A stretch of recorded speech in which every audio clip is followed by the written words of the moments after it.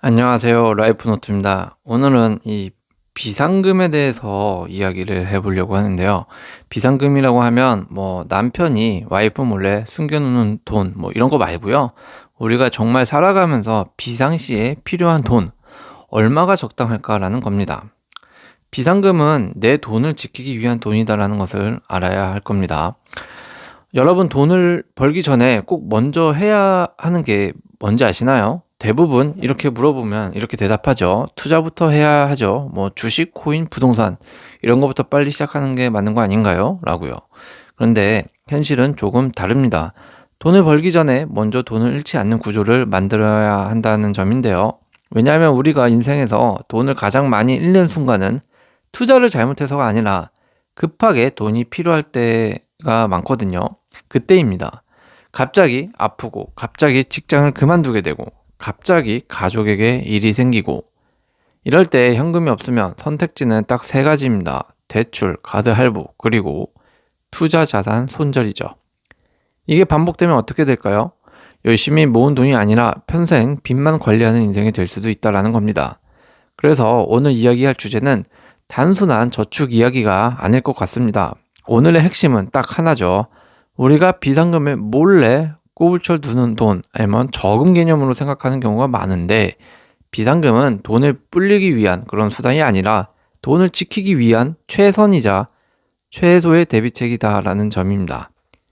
부자는 투자로 만들어지지만 빈자는 위기 대응 실패로 만들어진다는 점을 꼭 아셔야 할 것 같은데요. 그리고 그 차이를 가리는 것 중 하나가 바로 이 비상금이다라는 거죠. 오늘은 연봉별로 비상금은 또 얼마가 적당한지, 그리고 왜 비상금이 있어야 투자도 성공할 수 있는지, 비상금을 어디에 어떻게 두는 게 맞는지, 이런 현실적인 부분에 대해서 한번 이야기해 보려고 합니다. 많은 사람들이 재테크를 시작할 때 가장 먼저 묻죠. 뭐부터 시작할까요? 주식부터요? ETF부터요? 뭘 하면 되죠? 적금인가요? 하지만 진짜 중요한 질문은 따로 있죠. 내 돈을 지킬 준비가 되어 있는가부터 점검하는 겁니다. 비상금이 없는 상태에서 시작하는 투자는 사실상 모래 위에 집 짓기와 같습니다. 비상금이 없을 때 생기는 현실은 언제나 예고 없이 오죠. 갑작스러운 실직도 생길 수 있고요. 예상 못하게 다쳐서 급한 큰 수술을 할 수가 있고요. 병에 걸릴 수도 있는 거고요. 또 급하게 지인이나 가족들, 생활비, 긴급한 어떤 도움 요청 등 있을 수 있죠. 이때 현금이 없다면 선택지는 앞서 말씀드린 대로 내가 가지고 있는 일부를 무언가 자산을 처분하게 되는 것으로 치닫게 되죠. 그리고 하다못해 빌리게 되는 거죠. 그 순간부터 재테크는 이제 중단되고 빚 관리가 시작되는 겁니다. 비상금의 진짜 역할 많은 사람들이 조금 착각하는 게 있어요. 이런 비상금의 역할에 대해서. 비상금을 좀 남는 돈이라고 생각할 때가 좀 많은 것 같은데요. 하지만 비상금은 남는 돈이 아니라 인생의 위기를 막는 방패다. 이렇게 생각을 하셔야 할 것 같습니다. 투자는 수익을 만드는 도구, 비상금은 손실을 막는 장치라고 구분 짓는 게 가장 심플할 것 같은데요. 이 두 개를 구분하지 못한다면 아무리 수익률이 좋아도 결국 제자리 걸음일 수밖에 없을 겁니다. 그럼 왜 투자보다 비상금을 먼저 준비해야 하는가라는데요. 이유는 단순합니다. 우선 비상금이 있어야 장기 투자가 가능합니다. 비상금이 돈이잖아요. 이거는 금이나 플라스틱 이런 게 아니에요. 따로 모아둔 물건이 아니라 돈입니다. 비상금도. 돈을 모아놓는 게 비상금인데, 비상금이 있어야 투자도 일단 시작을 할 수가 있는 겁니다. 장기 투자라고 하죠. 장기 투자가 가능하게 되는 건데요. 현금 여유가 없으면 시장이 흔들릴 때마다 공포 매도를 하게 되죠. 왜냐하면 내가 가지고 있는 것이 이게 전부이기 때문에, 이것이 없으면 안 되기 때문에 그때그때 소극적인 대응만 되게 되고요.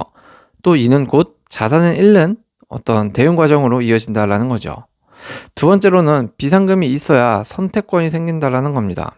이 선택권을 갖기 위해서라도 비상금을 챙겨놓자라는 거죠.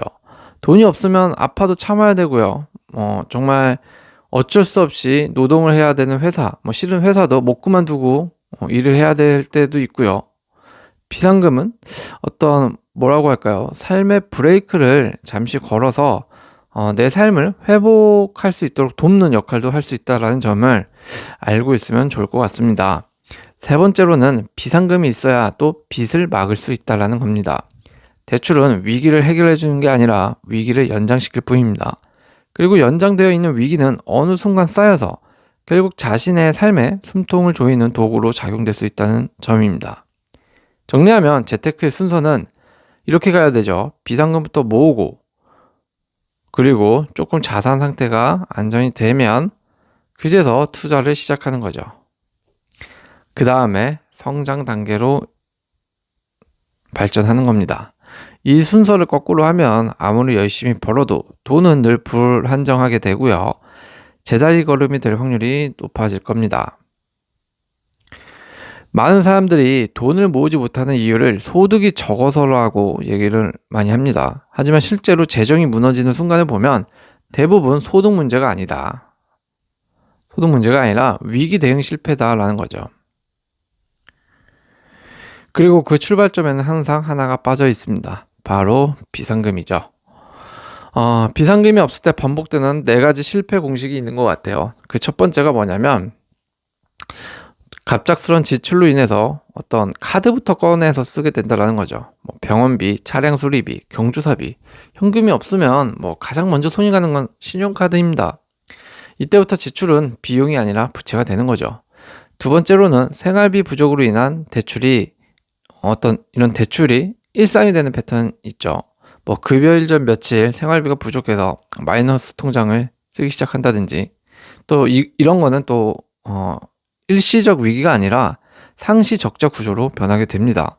마이너스 통장 무서운지 모르고 사용하는 사람들도 많고요. 리볼빙 서비스 무서운지 모르고 사용하는 분들도 좀 많은 것 같은데요. 이런 생활 패턴이 있으시면 당장 멈춰야 합니다. 세 번째로는 투자 중 위기가 오면 바로 손절 매도할 가능성이 크다라는 겁니다. 가장 치명적인 순간이죠. 안타깝죠. 현금이 없어서 다시 현금화하기 위해서 주식, ETF, 뭔가 펀드, 이렇게 드러났던 적립식 펀드 같은 거를 손해본 상태로 팔아서 그것을 메꿔야 하는 상황. 이런 상황이 계속 오면 내 자산을 갉아먹는 거죠. 이때 사람들은 이렇게 말을 합니다. 나는 왜 투자만 하면 실패하지라고요. 하지만 실패 원인은 투자가 아니라 비상금이 없었던 구조일지도 모른다는 생각을 해보셔야 합니다. 마지막으로는 위기가 반복될 때마다 돈 관리를 제대로 못해서 빚만 관리하게 되는 인생으로 변화된 패턴입니다. 이 패턴이 반복되면 어느 순간 목표는 자산 증가가 아니라 내 이자를 줄이고 한도를 관리하고 연체를 방지하는 거기에만 좀 몰입하게 되는 것 같아요. 재테크가 아니라 생존금융이 되는 거죠. 내 일상이. 재테크는 꿈에도 못 꾸게 되는 거죠. 이 모든 실패 고통 원인을 정리하면 뭐죠? 단 하나죠. 비상금이죠. 비상금. 비상금이 없으면 위기는 항상 가장 비싼 선택으로 이어진다라는 겁니다. 잘 생각해 보세요. 카드 할부나 신용 서비스를 이용하게 되죠. 그러면 이자 또 발생하죠. 대출 받으면 신용도도 하락할 수 있죠. 또 투자했던 자산을 손절하면 내 자산은 바로 축소되죠. 다시 생각해보면 이 세 가지는 모두 미리 준비했으면 막을 수 있었던 손실이기도 한 겁니다.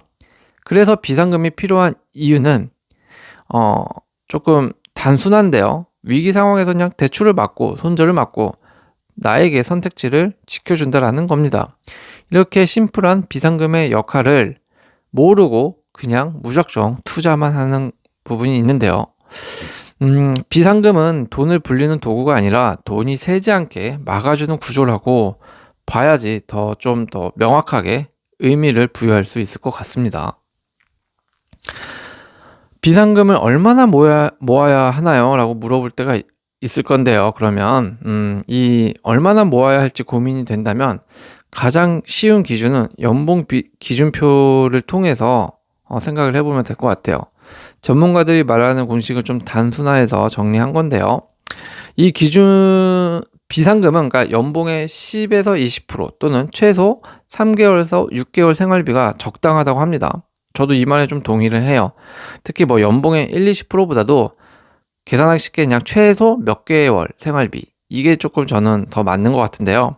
어쨌든 이 기준을 연봉별로 적용하면 이렇게 됩니다. 연봉 3천만 원은 비상금이 최소 600만 원을 권장하는 거고요. 600만 원이 좀 필요로 하는 거고, 권장 비상금은 1000만 원.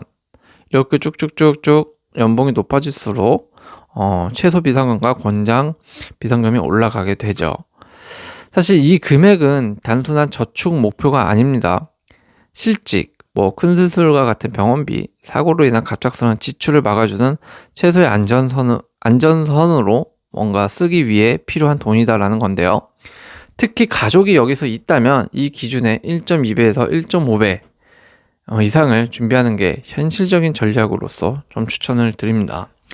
투자보다 먼저 연봉에 맞는 비상금부터 완성하시고 투자를 시작하기를 좀 바라고요. 특히 청년분들은 이걸 또 보여주면 지금 당장 종잣돈 모아서 투자하기도 버거운데 어떻게 이걸 또 모으고 있나요? 말이 되나요? 이건 너무 부자들의 생각, 부자들 돈이 있는 사람들만의 그런 거 아닌가요? 투입이 높은 사람들만의 이야기 아닌가요? 라고 하시는 분들도 계실 겁니다. 하지만 한 가지 분명히 말씀드리는 건 이걸 안 해놓으면 본인의 투자도 계속 제자리 걸음이 될 가능성이 크다라는 겁니다. 반대로 이 금액을 빨리 모은 사람은 무엇을 해도 될 사람이고 할 사람이다라고 저는 봅니다.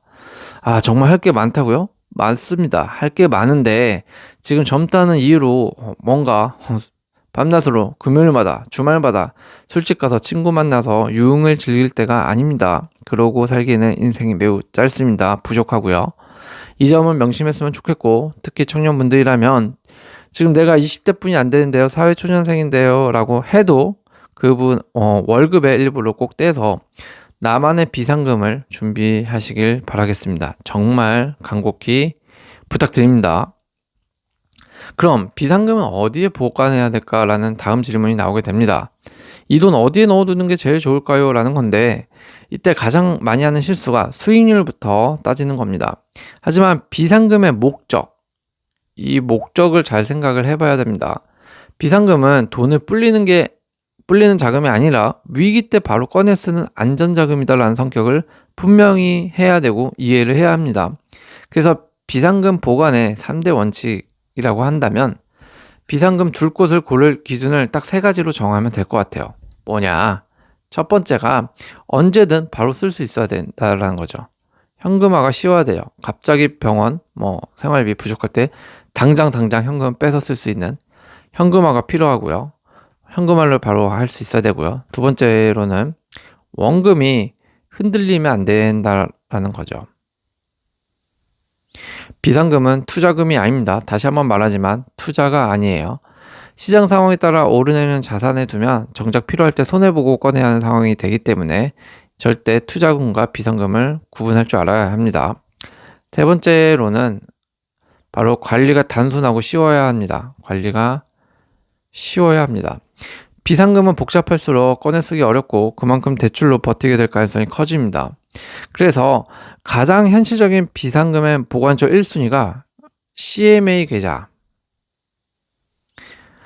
생각을 합니다. 이거는 CMA 계좌는 수시 입출금이 가능하고요. 하루만 맡겨도 이자가 발생하죠. 체크카드랑 연동도 가능하기 때문에 가장 표준적이고 대표적인 비상금 통장이 될 수가 있고요. 2순위로는 고금리 파킹 통장인데요. 이것도 언제든 입출금이 가능하죠. 그리고 예금자 보호 적용도 돼서 안정성과 유동성의 균형을 맞출 수 있는 통장이 됩니다. 세 번째로는 단기 정기 예금인데요. 이건 원금 보장이 되지만 단 중도 해지 시 불편한 점이 있어요. 그래서 비상금의 일부만 분산 보관용으로 조금 사용하는 것을 추천드립니다. 반대로 절대 비상금을 두면 안 되는 곳은 여러분들이 이미 알 거라고 생각하는데요. 그건 바로 ETF, 코인, 적립식 펀드죠. 이 자산들은 급할 때 팔면 손해보는 구조이기 때문에 그렇습니다. 설명 안 해도 익히 앞에서 계속 말씀드려서 아실 거라 생각하고요. 비상금의 목적은 다시 한번 말씀을 드리지만 수익이 아니라 손실 방지다. 정리하자면 비상금은 수익률이 아니라 접근성과 안정성을 1순위로 봐야 한다는 거고요. CMA나 파킹 통장처럼 오늘 당장 쓸 수 있는 곳에 두는 거, 이게 가장 똑똑한 비상금 관리법이 될 거라고 생각을 합니다.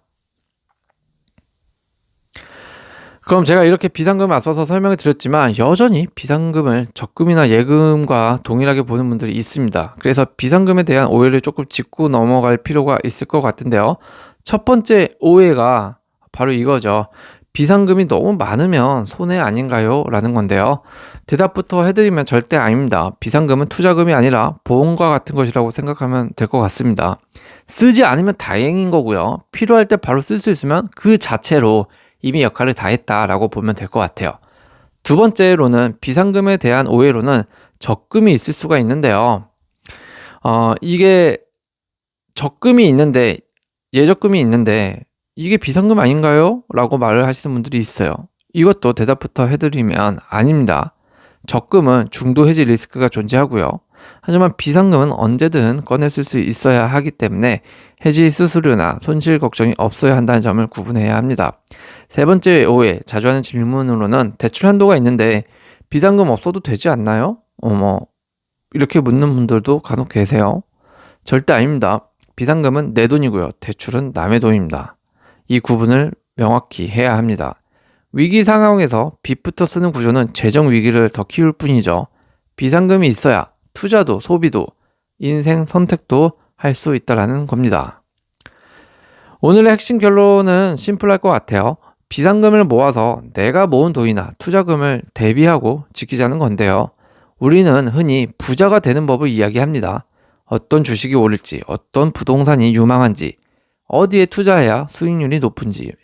그런데 역사와 인문학을 조금 들여다보면 성공한 사람들의 공통점은 의외로 단순합니다. 그들은 돈을 잘 번 사람이기 전에 먼저 돈을 잘 지킨 사람들이었다는 겁니다. 고대 그리스의 철학자들도 부를 이야기할 때 항상 두 가지를 말했다고 합니다. 바로 획득하는 기술과 보존하는 지혜를 말이죠. 우리는 그동안에 앞에 이야기만 너무 많이 해왔죠. 획득하는 기술. 하지만 인생을 바꾸는 건 대부분 뒤에 있는 이 보존하는 전략이다. 재산을 보존할 줄 아는 전략이 필요합니다. 비상금은 그래서 특별한 거고요. 통장에 있는 숫자 몇 개가 아니라 여러분 인생에 잠깐 멈출 수 있는 여유를 만들어주기 때문입니다. 삶의 방향을 다시 정리하고 싶을 때 그 순간에 그래도 당장 굶지는 않겠지라는 확신이 있다면 사람은 전혀 다른 선택을 할 수 있게 될 겁니다. 부자가 되는 길은 멀고 복잡할 수 있어요. 하지만 가난해지지 않는 길은 의외로 심플합니다. 연봉에 맞는 비상금 하나, 그게 오늘부터 여러분 인생을 지켜줄 가장 현실적인 전략이 될 거고요. 오늘부터 이 질문 하나만 스스로에게 끊임없이 해보시길 바랍니다. 나는 지금 내 인생을 지킬 준비가 되어 있는가 라고요. 그 준비의 시작은 바로 이 통장, 비상금입니다. 비상금이 없다면 당장 비상금부터 모으는 습관을 들여야 합니다. 조금씩 만약 일정 수준 이상의 비상금을 모으셨다면 그동안에 느끼지 못한 어떤 마음의 충분한 포만감과 안정감을 느끼실 수 있다고 생각합니다. 지금 당장 준비하시길 바랍니다. 오늘도 시청해주셔서 감사합니다.